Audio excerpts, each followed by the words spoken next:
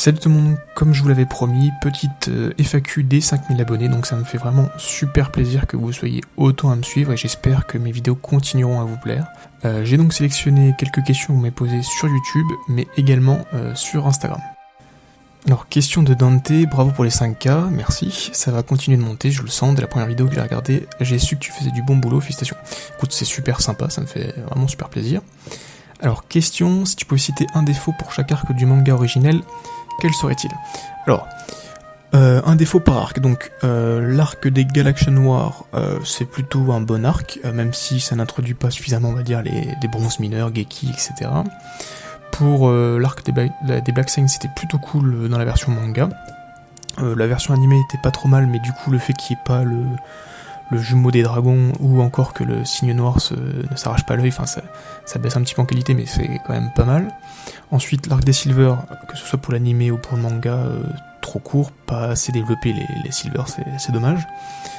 L'arc du Sanctuaire, donc l'arc des Gold, pareil, plutôt cool, franchement c'était un très bon arc. J'ai même d'ailleurs préféré la version animée, puisqu'en fait le rajout du combat final contre Saga est plutôt pas trop mal, et puis c'est une bonne scène, c'est plutôt sympa. Ensuite, pour l'arc Poséidon, c'est un arc un peu tampon entre l'arc Sanctuaire et l'arc Hades, donc on peut pas lui en demander beaucoup, mais un peu déçu. Pareil, les personnages sont un peu voilà, on passe vite à travers, quoi, à part Sorrento et Canon qui sont un peu plus intéressants que les autres. Puis on a un Poséidon qui est vachement réduit, on va dire, par rapport à Hades, ça fait un peu cheapos, mais voilà, sinon ça passe encore Poséidon. Pour l'arc Hades, alors la partie Sanctuaire, c'est mon arc préféré, c'est vraiment une partie géniale, que ce soit en manga et en animé, c'est encore plus magique avec les musiques. Alors l'arc Inferno ou Mekai, c'est un peu, voilà, c'est un petit peu en dessous, on va dire. C'est le moins bon des trois dans la version manga. Et pour l'arc Elysion, alors la version animée, elle est juste dégueulasse, hein. C'est 3 PNJ qui bougent sur un PowerPoint, voilà, c'est vraiment ignoble, mais la version papier est plutôt cool. Et puis vu que c'est la fin de Senseiya, c'est toujours un peu triste et un petit pincement au cœur, donc voilà, c'est cool quand même. Alors, question de Sasuke Shimada, mis à part Senseiya, quels sont tes mangas animés favoris? Alors, j'ai regardé pas mal de mangas et d'animés, j'en ai plein que j'aime beaucoup. En ce moment, le manga animé que je préfère, on va dire, qui est au haut de mon top, c'est My Hero Academia. Alors, c'est un manga qui paraît assez classique, on va dire, dans un premier temps, mais franchement, c'est vraiment super cool. En plus, c'est plus profond que ce qu'on pourrait penser, c'est vraiment un super manga. Sinon, d'autres mangas cool, il y a Jojo, hein, c'est toujours une valeur sûre. Berserk, super cool Berserk. Sinon, voilà quoi, il y a plein de mangas, mais ouais, on va dire Jojo, Berserk, top, et puis My Hero Academia en ce moment qui est vraiment top. Kyodrake qui me dit déjà bravo pour les 5K, merci mec. Ensuite, quel est ton arc préféré dans Senseiya? Mon arc préféré dans Senseiya, je l'ai dit tout à l'heure, c'est l'arc Hades, parce que il est super cool, et puis c'est un peu aussi la fin du manga, donc un petit pincement au cœur, mais je trouvais cet arc vraiment génial. Qu'est-ce qui fait que tu aimes Senseiya? Qu'est-ce qui rend cette saga unique à tes yeux? Et surtout, depuis combien de temps connais-tu Senseiya? Alors, Senseiya, je l'ai connu quand j'avais à peu près 5-6 ans, donc j'en ai 23 aujourd'hui, donc ça fait à peu près 17-18 ans que je connais Senseiya, donc je l'ai connu grâce à mon père qui avait tout simplement les cassettes, donc je regardais les cassettes tout le temps en boucle, notamment l'arc du Sanctuaire, quoi.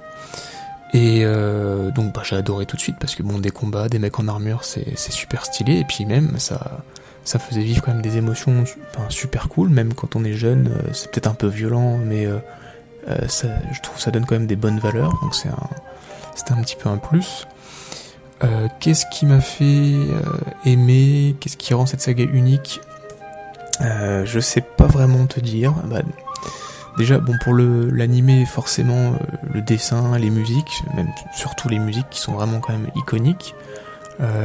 Sinon, ouais, ce qui rend unique, je sais pas, c'est un truc en plus. Après, je pense que vu que c'était le premier manga que j'ai regardé, et je l'ai regardé surtout quand j'étais petit, j'ai vraiment une attache particulière sur ça, donc Voilà, ce qui m'a marqué, c'est juste le fait que c'était là quand j'en avais besoin et quand j'étais petit. Alors, Jeffrey me dit, félicitations, même si je viens de découvrir votre chaîne aujourd'hui, j'aime beaucoup votre contenu, longue vie à la chaîne. Écoute, c'est super sympa, merci. Question, si vous pouvez remanier un arc pour qu'il soit beaucoup plus fidèle au manga, lequel serait-ce ? Alors, si je devais remanier un arc, je remanierais, je pense, l'arc des Silver, parce que dans l'animé, ils ont beaucoup modifié l'arc, en fait. Les rencontres se font pas exactement dans le même sens, pas avec les mêmes personnages, pas au même moment, pas au même endroit. Surtout qu'en plus je crois que l'arc des Silver dans le manga, si ma mémoire me fait pas défaut, tout se passe en une journée, je crois, ou même en une soirée, ça va très très vite. Donc ouais, remanier cet arc là ce serait pas mal. Et sinon l'arc Elysion, alors pas parce qu'il est très différent dans le manga, dans l'animé, mais parce que tout simplement il est dégueulasse quoi, donc le refaire avec une belle animation et tout, des musiques un petit peu plus marquantes, ce serait vraiment top. Alors, question de Vardrod, tes combats préférés dans Saint Seiya. Alors, mon combat, je pense, préféré, ce serait le combat entre Shaka et Ikki, parce que c'est vraiment un combat qui est top, vraiment hyper haletant, on a vraiment toutes les tendues de la puissance d'un chevalier d'or, et puis Ikki qui est quand même hyper badass, hyper fort, donc super combat. Sinon, j'ai beaucoup aimé aussi le premier combat de Seiya, en fait, contre Cassius, parce que c'est là qu'on découvre les pouvoirs des Saints, le cosmos, etc. Donc c'était méga cool. Et sinon, mon combat préféré dans l'animé, c'est le combat entre Seiya et Aeolia dans la maison du lion. Tout simplement parce que je trouvais les animations du Lightning Bolt et du Lightning Plasma super cool. En plus, Seiya avec la jambe cassée, franchement, un combat super cool. Aeolia contre Seiya, maison du lion, top en animé en tout cas. Alors, question de Garuda Félix, GG pour les 5000K, merci. Sinon, pour un néophyte qui ne connaîtrait pas du tout Saint Seiya, tu lui conseillerais quelle série arc ? Moi perso, je conseille The Lost Canvas, même si c'est pas canon. Alors, pour quelqu'un qui ne connaît pas du tout Saint Seiya, je lui conseillerais de lire ou de regarder l'animé originel, donc vraiment le manga Saint Seiya. Je pense pas que The Lost Canvas c'est une bonne porte d'entrée pour un néophyte. Alors ça devrait lui plaire parce que voilà, Lost Canvas c'est fait pour plaire, hein, c'est conçu beaucoup pour être attirant pour tout le monde, mais c'est peut-être pas le mieux pour rentrer dans l'œuvre. Je pense que commencer par l'œuvre originale c'est plutôt pas mal. Ensuite, oui, pourquoi pas The Lost Canvas, ça peut être un bon plus. Sinon, épisode G, c'est cool, même si c'est difficile à lire à cause des dessins, sinon c'est super cool. Mais sinon, oui, manga original pour commencer, et puis après, comme on veut, il n'y a pas vraiment d'ordre. Alors, question qui n'a rien à voir de Sam Seiya, comment as-tu pris le pseudo de Kazuya ? Alors, quand j'étais jeune, j'avais comme pseudo Pyro54, mais en grandissant, je trouvais que c'était un petit peu nul, donc j'ai voulu changer. Et durant cette époque-là, en fait, je faisais des jeux sur RPG Maker, et un de mes jeux, je sais même plus de quoi il parlait, il y avait un personnage, en fait, le héros de l'histoire était aveugle, et j'avais essayé de trouver un nom qui pouvait correspondre à quelqu'un d'aveugle, et j'avais essayé de trouver un nom qui avait un rapport avec les yeux. Donc j'avais trouvé Eyer, donc E-Y-E-R, donc ça veut rien dire, mais ça ressemblait à Eyes, donc j'étais content. Et du coup, je reprenais aussi ce pseudo sur des forums ou des trucs comme ça. Et un coup, sur je sais plus quel jeu, j'avais créé un compte avec ce pseudo. Et je sais plus pourquoi, j'ai perdu le mot de passe et je savais plus du tout sur quelle adresse mail j'avais créé ce truc. Du coup, je me suis refait un compte, mais vu que le pseudo Ayer était pris, j'ai dû le modifier un petit peu. J'aimais bien Naruto aussi, donc des mots un peu japonais, Kaze comme le Kazekage dans Naruto, donc j'ai mélangé les deux et ça a donné Kazeya, voilà. Alors, Yann Travella me dit « Es-tu slip ou quels sont ?» Plus sérieusement, qu'est-ce qui t'a fait accrocher à Saint Seiya ? Ta première image marquante ? Félicitations pour les abonnés. Merci. Alors, ce qui m'a fait accrocher à Saint Seiya, comme je l'ai dit, c'est parce que je l'ai regardé quand j'étais petit, donc c'était... ça m'a marqué, voilà. Comme tous les dessins animés d'enfance nous marquent. Et ta première image marquante, alors... j'avais donc les cassettes de Saint Seiya, et j'avais aussi la cassette du film, le tout premier film Saint Seiya, Eris et la légende de la pomme d'or. Et la scène qui m'a vraiment marqué, d'ailleurs c'est ma scène préférée de tout Saint Seiya, c'est dans ce film quand Seiya se fait défoncer la tronche par Yaga d'Orion, je crois, oui c'est ça, et il tombe d'une falaise et Athéna lui parle, tous ses amis l'encouragent et il remonte la falaise à main nue avec la petite musique qui va bien en fond, et cette image là de Seiya, mon chevalier de l'espoir, c'est vraiment ce qui m'a le plus marqué en tout cas. Alors, question de Margot, à quel âge as-tu découvert Saint-Seiya? Donc je l'ai dit dans une autre question, j'ai découvert Saint-Seiya, je crois j'avais 5 ou 6 ans, donc voilà, mon père avait les cassettes, donc je regardais Saint-Seiya en boucle. D'ailleurs, j'avais pas toutes les cassettes de Saint-Seiya, ça s'arrêtait, je crois, juste après la maison du Sagittaire, parce qu'en fait les cassettes avaient, je sais plus, genre 3 ou 4 épisodes seulement par cassette, et du coup j'avais pas la fin du Sanctuaire, et j'avais pas non plus la partie Asgard et Poséidon. Donc je regardais ça en boucle, et j'ai découvert plus tard, quand un copain de mon père nous avait passé les DVD, donc la fin du Sanctuaire, parce que du coup je ne savais pas si Saori avait été sauvé ou non. Et j'ai découvert encore bien plus tard, vers je sais plus, 15-16 ans, je crois qu'il y avait une suite avec la partie Hades, et donc les animés que j'ai vus ensuite, et puis après bah voilà, j'ai lu le manga, etc. Enfin voilà quoi.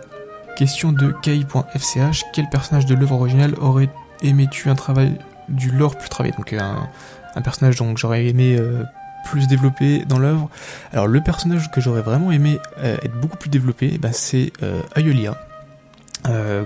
Parce que on a beaucoup de pistes sur ce personnage, mais pas grand chose de vraiment détaillé finalement. Faudra attendre Saint-Seiya épisode G pour vraiment avoir une œuvre qui s'attarde sur lui et qu'on comprenne mieux qui il est. Donc ouais, sur Aeolia ça aurait été pas trop mal. Et d'autres personnages, tous les Gold auraient mérité d'être un peu plus travaillés, mais Aeolia c'est quand même le personnage qui a le plus de pistes et qui a été malheureusement pas du tout développé. Alors la série la plus réussie de Saint-Seiya sur le plan visuel. Alors sur le plan purement visuel, le plus beau truc qu'on ait eu, objectivement, eh bien, c'est le film de 2015, parce que ça prenait des risques, ça avait un chara design assez particulier, mais sinon les animations, les effets visuels, même les armures en elles-mêmes étaient super cool. Alors le film lui est pas mauvais, mais il est pas top du tout. En tout cas, il est, pour une adaptation c'est pas ouf du tout, mais enfin visuellement c'était vraiment super cool. Et je pense que la question était plus tournée sur une série animée. Et donc, eh bien, pour moi, la série animée de Saint-Seiya la plus belle, c'est bien entendu The Lost Canvas. Alors, c'est en fait comme le manga papier, hein, c'est très très beau, mais le fond est pas forcément là. Enfin voilà, mais en tout cas, c'est The Lost Canvas qui est le dessin animé, en tout cas l'animé Saint-Seiya le plus réussi sur le plan visuel. Donc voilà pour les questions. Si jamais j'en ai oublié quelques-unes, que j'ai pas répondu à la vôtre, vous pouvez la reposer, j'y répondrai dans les commentaires, il n'y a aucun souci. Avant de finir la vidéo, pour les plus courageux qui sont restés jusqu'au bout, je vais vous donner le planning des prochaines vidéos. Donc quand je tourne celle-ci, j'ai pas encore décidé quelle vidéo sera postée donc samedi dernier, donc samedi 30. Donc c'est soit celle sur les Gold, soit celle sur Manigoldo, je sais pas laquelle j'ai sorti, j'hésite encore. Donc en fonction de celle que j'ai postée samedi dernier, samedi prochain, et ben ce sera l'autre, donc celle que j'ai pas postée. Sinon pour la suite, donc à partir de juin, je pourrai plus faire de vidéos jusqu'à la rentrée de septembre. Donc je vais essayer d'en préparer quelques-unes en avance pour que vous en ayez, j'espère, à peu près une toutes les 2 semaines jusqu'à début mi-août. Voilà. Mais après, pas sûr que j'arrive à faire tout ce que je veux, en tout cas. Voilà, je vais vous dire celles qui sont prévues et qui de toute façon vont arriver, donc soit juin, juillet, août, au pire à la rentrée. Donc qui est prévu une vidéo d'analyse de The Lost Canvas, parce qu'il y a beaucoup qui m'ont demandé, donc je vais présenter le manga, je vais dire ce que j'en pense, etc. Je prépare aussi une vidéo sur les sens dans Saint-Seiya, parce que c'est quand même important, je trouve, de parler de ça, c'est quand même un élément marquant et intéressant de l'œuvre. J'ai écrit déjà une vidéo qu'il faut que je tourne sur la puissance des personnages de Saint-Seiya, comment, pas comment calculer, mais comment déterminer, entre guillemets, la puissance dans Saint-Seiya. Et j'ai aussi prévu des petites vidéos plus faciles à faire pour occuper le temps, on va dire, donc d'autres moments marquants sur Saint-Seiya Omega, et peut-être une petite vidéo avec d'autres anecdotes comme j'avais fait il y a quelques temps et qui vous avaient plutôt pas mal plu. Et enfin, j'espère, mais c'est encore pas sûr, une nouvelle théorie concernant donc Seiya. Voilà à peu près tout pour les prochaines vidéos. Je suis aussi en train de réfléchir pour préparer une nouvelle série à la rentrée. J'espère que ça pourra se faire, mais encore une fois, pas sûr. Allez, sur ce, je vous dis à la prochaine. Ciao tout le monde.